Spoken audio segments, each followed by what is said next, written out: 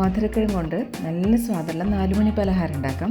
മധുരക്കിഴങ്ങ് നല്ലോണം കഴുകി ഇത്ര വലുപ്പത്തിലുള്ള കഷ്ണങ്ങളാക്കി ഇത് വെള്ളം ഒഴിച്ച് വേവിക്കാൻ വയ്ക്കാം. നല്ലോണം തിള വന്നിട്ടുണ്ട്.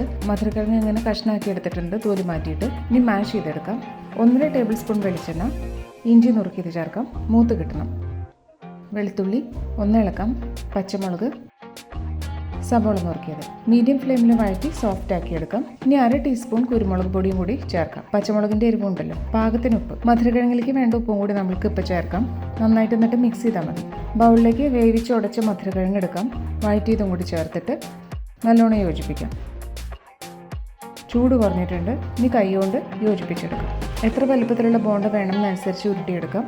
പാകത്തിന് മിക്സ് എടുത്തിട്ട് ഇങ്ങനെ ബോൾസ് ആക്കി വെക്കാം. ഇപ്പോൾ നമ്മളെല്ലാം ഉരുട്ടിയെടുത്തിട്ടുണ്ട്. 1 കപ്പ് മൈദ, 1/2 ടീസ്പൂൺ മഞ്ഞൾപ്പൊടി, മാവിലേക്ക് വേണ്ട ഉപ്പ്, പാകത്തിന് വെള്ളം ഒഴിച്ചിട്ട് യോജിപ്പിക്കാം. ഇങ്ങനെ യോജിപ്പിക്കുന്നതിന് പകരം ഒരു 5-6 സെക്കൻഡ് നേരം മിക്സിയിൽ പൾസ് ചെയ്തെടുത്താലും മതി.